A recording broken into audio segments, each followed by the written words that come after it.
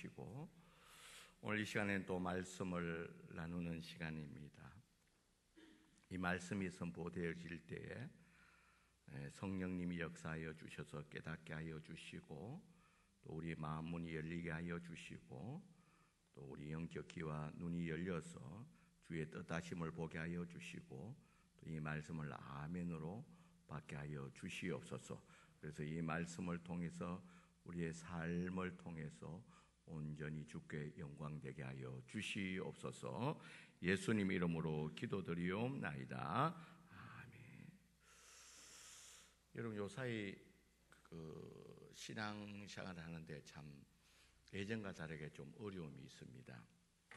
어떤 성도님 말 들어보니까 저녁 예배 이렇게 교회 갔다 그러니까 너 혹시 신천지가 아니냐 이렇게 묻더래요. 너무 열심을 내면 요사이는 신천지로 그렇게 오해를 받는, 가족 중에 안 믿는 사람들은 그렇게 오해를 받는다는 겁니다. 이번에 이태원에서 이 코로나 발생했을 때도 여러분 이태원은 거기는 우리가 잘 이렇게 아는 대로 우리가 구체적 보도는 안 돼도 그 게이들이 가는 곳인데 거기는 시시합니다. 그 클럽 이름도 밝히지 않고 그가 게이 클럽이라는 것도 밝히지 않고 온 언론을 통제해 가지고 인권이라는 이름 앞에 시시하면서 만약에 거기 교회였으면 또 난리가 났을 것입니다. 하여튼 시대적으로 참 어려운 시대를 지나면서 우리가 신앙생활을 하기 때문에 어떤 분은 그렇게요. 신앙생활을 해도 옛날같이 그렇게 행복하질 않다 이렇게 말을 하는 사람들이 종종 있습니다. 여러분 그런 의미에서 오늘 소아시아 교회가 그랬습니다. 소아시아 교회들이 그 당시에 로마에서 이 예수 믿는데 많은 어려움이 있었습니다. 많은 핍박과 어려움으로 말미암아 신앙생활하는데 많은 어려움이 있었을 뿐만 아니라 그로 말미암아 교회 내부에서도 긴장 속에서 예민해 있었다는 겁니다. 이런 상황 가운데서 지금 이 소아시아에 있는 이 교회를 향해서 15절에 이런 신앙생활하기도 어렵고 힘든 이런 시기에 있는 이 교회를 향해서 15절에 어떤 말을 합니까? 오직 너희는 부르신 거룩한 이처럼 너희도 모든 행실에 뭐가 되로요? 거룩한 자가 되라. 기록되었을 때 내가 거룩하니 너희도 거룩할지어다. 그렇게 하는 거예요. 여러분 지금 신앙생활 하는 것도 어려운데 거기에다가 하나님이 거룩하니까 너희 삶도 어떻게 하라는 거예요? 거룩하라는 거예요. 지금 신앙생활 하기도 교회 오기도 빠듯하고 힘이 되고 어려운 가운데 교회를 오는데 거기에다가 뭐라는 거예요? 거룩하게 살아라는 거예요. 그러니까 이 소아시아에 있는 교회들이 얼마나 부담스러운 거예요. 이 베드로 이 사도는 이 우리의 현실도 모르고 지금 교회 생활하는 것도 교회 오는 것도 힘들고 어려운 건데 이 정도만 하는 것도 힘든데 거기다가 하나님이 거룩한 것이 너희 삶에 있어서도 신앙생활에 있어서도 거룩하게 살아라 그렇게 하니까 이 편지를 받는 이 성도의 신자들의 입장에서는 굉장한 부담이 된다는 겁니다. 그러면 이런 부담이 되는 좀 울리죠. 조금 낮춰줘. 이런 부담이 되는 이런 말들을 왜 할까? 지금 신앙생활 하기도 교회에 오기도 어려운 이 시기에 거기다가 짐을 하나 더 얹어서 거룩한, 하나님이 거룩하기 때문에 너희들도 이 땅에 살면서 거룩하게 살아라는 거예요.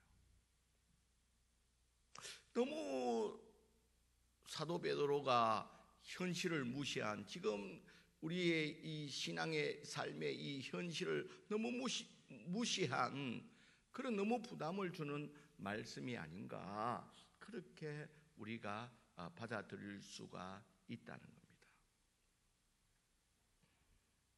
그러면 베드로는 과연 그러면 이 성도들이, 이 신자들이 지금 이 현실에서 이렇게 신앙생활하는 게 어려운 상황들을 모르고 하는 것인가? 베드로는 왜 오늘 성도들에게 이런 핍박과 어려운 가운데 있는 긴장 속에 있는 이 소아시아 교회 성도들에게 왜 거룩한 삶을 살 것을 말씀하고 있느냐는 겁니다. 여러분, 그 이유는 첫째는요, 신자와 불신자의 구별할 수 있는 것이 바로 거룩한 삶이라는 겁니다. 당시에 지금도 약간 그런 경향이 있지만 그 당시엔 더 심했습니다. 그러니까 이 소아시아의 많은 신자들이 자기가 예수 믿고 크리스찬이라는 것을 드러내지 않고 숨겼다는 겁니다. 숨기다 보니까 자신이 마치 크리스찬이 아닌 듯이 그렇게 생활했다는 겁니다. 그러니까 오해를 받지 않으려고 적당히 생활하다 보니까 스스로 그가 가지고 있던 신앙들이 다 무너지게 됐다는 거예요.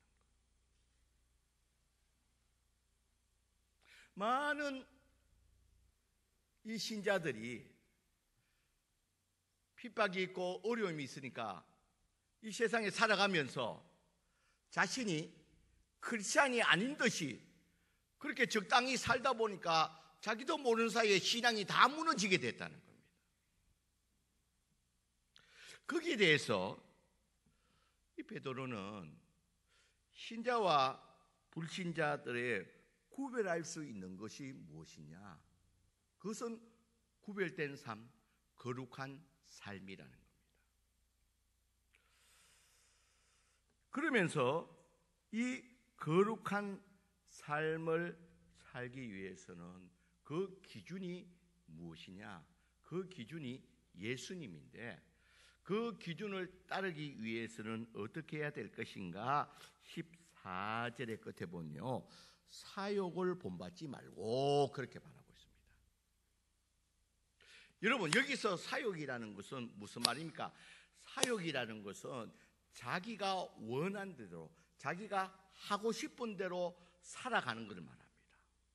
그러니까 불신자들은 자기가 하고 싶은 대로, 자기 생각대로, 자기가 하고 싶은 대로 살아간다. 근데 우리 크리스찬들은 그게 아니라는 겁니다. 그 옛날 예수 믿기 전에 내가 그 사욕대로, 자기가 하고 싶은 대로, 자기가 감정이 이끌린 대로 사는 자가 아니라, 이제는 우리 신자들은 누구와 같은 삶? 예수님과 같은, 그러니까 사욕을 자기 마음대로 사는 자가 아니라 주님의 삶이 기준이 되는, 말씀이 기준이 되는 삶을 살아갈 것을 말씀하고 있다는 겁니다. 이것이 믿는 자와 믿지 않는 자, 신자와 불신자들의 구별된 삶이라는 거예요. 이것이 구별하는 것이라는 거예요. 근데 많은 사람들이 자기가 크리스찬이 아닌 양 생활하다 보니까 이 생활이 무너졌다는 거예요. 구별된 삶이 없어진다는 거예요. 그러므로 말미암아 모든 신앙이 무너졌다는 겁니다. 그래서 오늘 13절에 보면 그러므로 너희 마음의 허리를 동이고 그렇게 말합니다. 여러분, 마음에 허리가 있나요? 뭐 마음이 눈에 보여야지 뭐 허리가 있든지 하지 않아요. 여러분, 여기서 마음의 허리를 동이오라는 말은 다른 말이 아니라 마음의 중심을 잡으라는 거예요. 마음의 중심을 잡으라. 그렇게 사욕대로, 네 욕심대로 사는 자가 아니라 우리 성도들은, 우리 신자들은 마음의 중심을 잡고 하나님의 말씀에 따라서 주님처럼 구별된 삶을 살 것을 말씀하고 있다는 겁니다. 여러분, 이번에 코로나 사태를 지나면서 지금 한국 교회는 많은 일들에 있어서 반성을 하고 다시 돌아보게 됩니다. 우리 한국 교회가 지금까지 세워왔던 신앙들이 어떻게 이렇게 일시에 많이 무너지고 이렇게 된 것에 대해서 저는 한번 충격적인 이야기를 들었어요. 저는 큰 교회는 요번에 정말 예배를 좀 현장 예배를 중지하고 인터넷으로 방송을 한 것 저는 잘했다고 봅니다. 그러나 조그만 교회까지 거기에 다 합세해가지고 주일 낮 새벽 수요일 다 쉬어버리고 한 2달 정도를 다 쉬어버려요. 그러니까 교회가 다 무너져버려요. 어떤 목사님이 그러니까 2달 동안 이제 뭐 주일 낮 수요일 새벽 교회를 예배를 아예 철폐해버리니까 아예 다른 지방에 가서 한 2달간 잘 푹 쉬고 힐링하고 왔다는 거예요. 나는 한 대 때리고 싶었어요.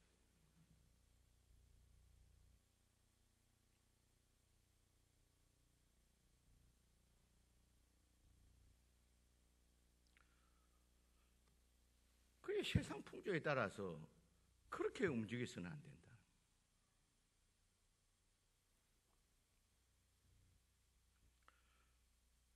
여러분, 우리의 삶은 마음의 중심을 잡고 구별되게 살아야 될 줄 믿습니다. 세상이 그러하기 때문에 우리도 그렇게 하는 것이 아니라 우리는 구별된 삶을 살아가야 된다는 겁니다. 그러면서 주님께서 분명히 말씀하고 있습니다.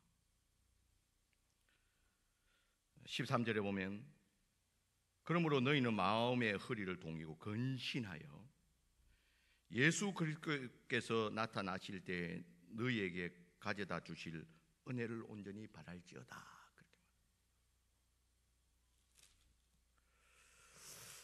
예수 그리스도가 나타나실 때 여러분, 우리가 신앙생활을 할 때 여러분 잊지 말아야 되는 것은 여러분, 우리는 늘 종말론적인 신앙, 오늘 주님 앞에서도 부끄럽지 않는 그런 모습으로 살아가야 될 줄 믿습니다. 여러분, 정말 우리 한국 교회에 정말 아름다운 정통이 있다 하면 종말론적인 신앙이었습니다.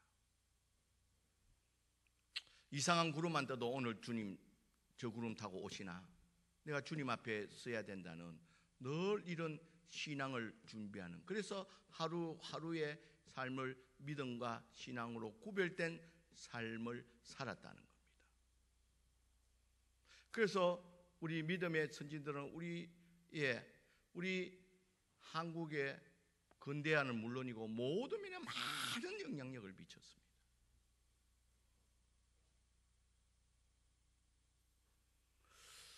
여러분, 오늘 사도 바울이 이 말을 하는 이유는 너희는 허리를 동이고 근신하여 주님 나타나실 때를 바라라, 이 말은 상급을 바라보라는 거예요.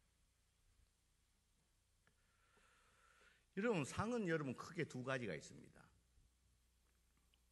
이 땅의 상급과 또 천국의 상이 있습니다. 여러분, 이 땅에 상급은 분명히 있죠. 이 땅의 상급은 여러분 우리가 분명히 기억해야 되는 것은 심는 대로 거두는 이행득상입니다. 이해득상. 심는 대로 거두는 법. 여러분, 이 땅에서 우리가 이 복을 받는 것을 잘하면 사람들이 기복신앙이라고 말하는데 그건 잘못된 겁니다. 여러분, 성경에서 얼마나 이 땅의 축복을 말하고 있습니까? 우리가 11조를 심었을 때 이 물질로 축복을 해주시는 이런 누림의 축복이 이 땅 가운데 있다는 겁니다. 그래서 여러분, 우리가 이 땅에서의 거룩한 구별된 삶을 살 때에 이 땅 가운데 누림의 축복이 있는 줄 믿습니다. 여러분,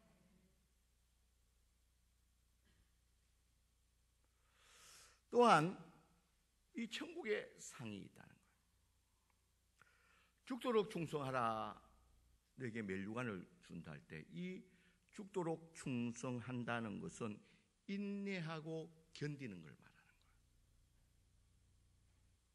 여러분, 천국에서 무슨 물질이라든지 자식이 뭐 필요하며 명예가 뭐 필요합니까? 천국에는 그 자체가 전부 명예가 있고 가족관계가 없는, 물질이 필요 없는, 거기는 천국의 영광의 축복입니다. 누림의 이 축복은 이 땅에서 하나님이 우리에게 주시는 줄 믿습니다. 여러분,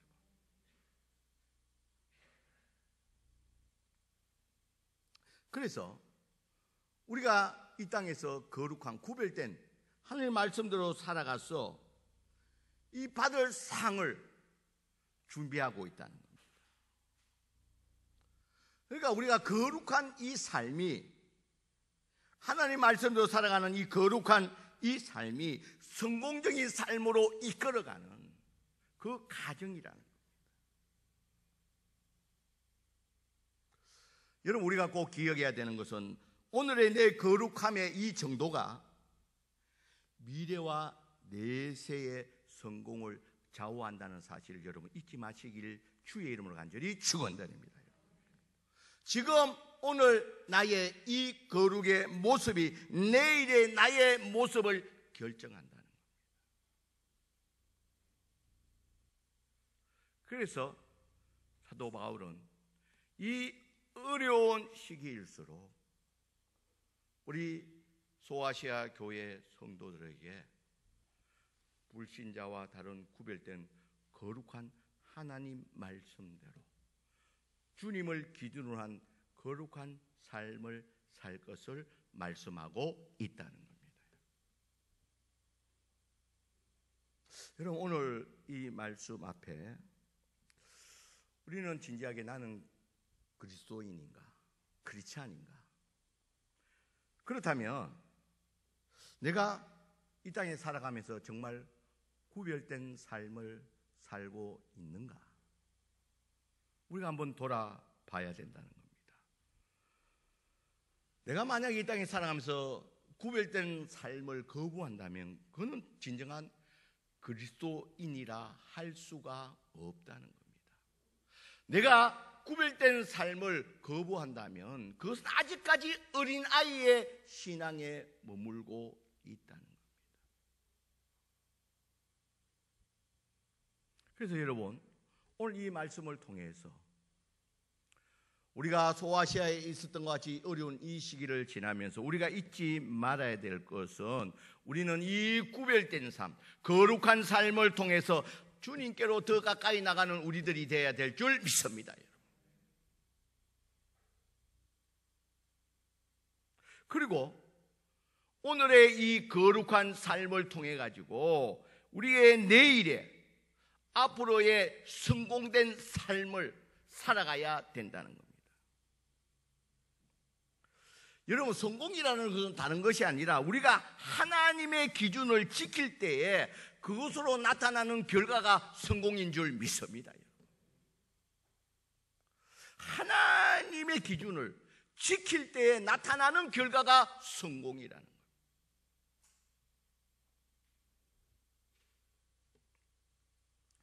그러니까 결국 결론을 말해서 우리의 성공적인 삶으로 이끌어가는 것이 결국 거룩한 구별된 삶이라는 거예요.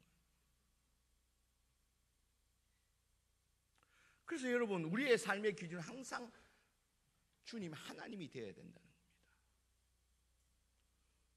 여러분, 우리 요셉을 보면요, 창세기 39장에 보면 우리가 너무 잘 아는 사건이죠. 보디발의 아내 유혹 앞에서 보디발의 아내가 하는 말이 뭡니까? 아무도 보는 사람이 없다는 거예요. 아무도 보는 사람이 없다. 그럴 때 요셉이 뭐라 그럽니까? 어찌 하나님 앞에 덕죄하리요. 여러분, 거룩한 삶이 다른 것이 아니라 하나님 앞에서의 삶인 줄 믿습니다. 하나님 앞에서의 삶. 우리의 모든 일상들이 하나님 앞에서의 삶을 살자는 거예요.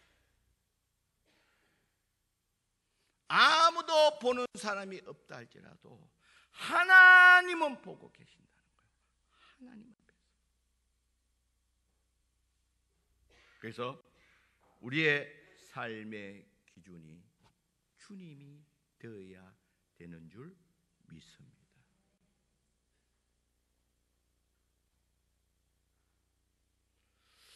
여러분, 그런데 거룩한 삶이라는 것은 하루아침에 확 완성되는 것이 아니라 우리가 작은 것부터 하나에서 실천해야 되는 줄 믿습니다.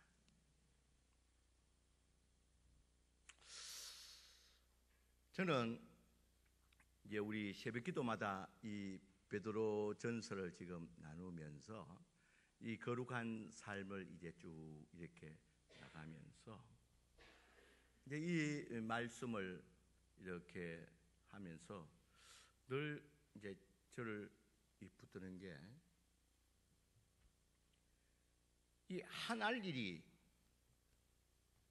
너무 일어날 때에도 이 작은 것부터서 하나를 이렇게 붙들어 가지고 이렇게 잠재웠을 때에 어떨 때는 하나님께서 더 좋은 결과로 이끌어 내더라는 거예요. 그러니까 여러분, 한 번에 거룩하다니까 한 번에 모든 것을 이루는 것이 아니라 작은 것부터 하나하나씩 우리의 말씀에 비추어서 하나하나씩 나의 소욕들을 고쳐나갈 수 있는, 그래서 우리의 거룩한 삶이 날마다 세워나가는 우리들이 되어야 될 줄 믿습니다. 여러분, 그래서 우리 이번 한 주간은 우리가 이 말씀을 붙들고